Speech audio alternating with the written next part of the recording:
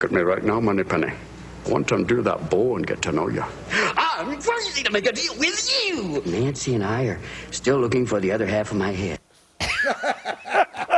Well, that job interview may leave you laughing, but there's a new trend taking hold among employers, well, that may not, as more and more companies are now asking job seekers for their Facebook passwords. And believe it or not, the judge says that in a lot of these cases, it is all completely legal. That can't be.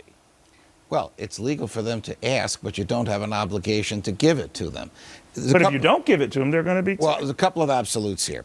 If the potential employer is the government, it's not legal to ask, they can't demand it, and they can't get it because the Fourth Amendment protects it. So if you're applying for a job with a Board of Education or a local police department, they know they can't ask for it, and you have no obligation to give it.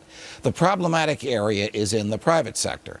And the problem is, as you pointed out in the introduction to this segment, it's brand new. There are no appellate court rulings on whether this is so. So people like I, who are legally trained and watch this for a living, have to sort of guess at which way the courts are going to go. This is in the category of human information that most courts would say, no, you can't have it. It's like the key to your locker or the key to your car or the key to your house.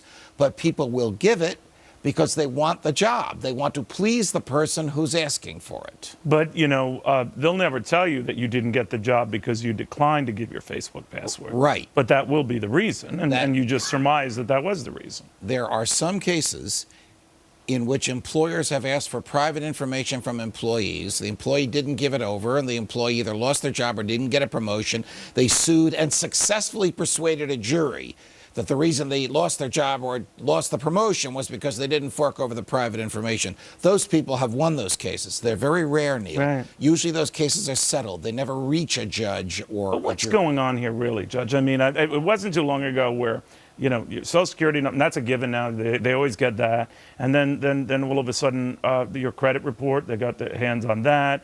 And now whatever, you know, social sites you belong to, they're getting their sites on that. I mean, is anything...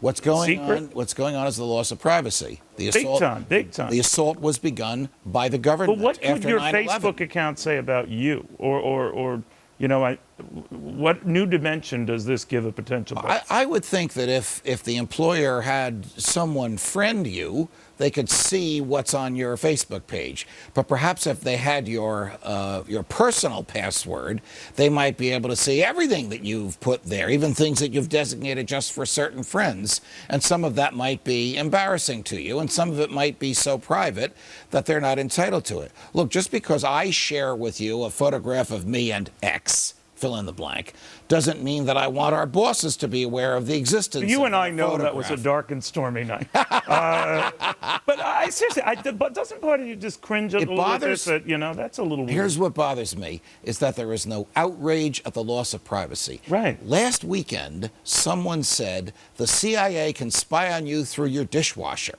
That sounds like a joke. You know who the someone was? General David Petraeus, the director of the CIA. And there was no outrage. If that's true, and it comes from the chief spy in the country, there should be an outrage, but there isn't. Well, this is why I've never done dishes. Thank you, Judge, very much. He's good stuff, huh? Meanwhile, imagine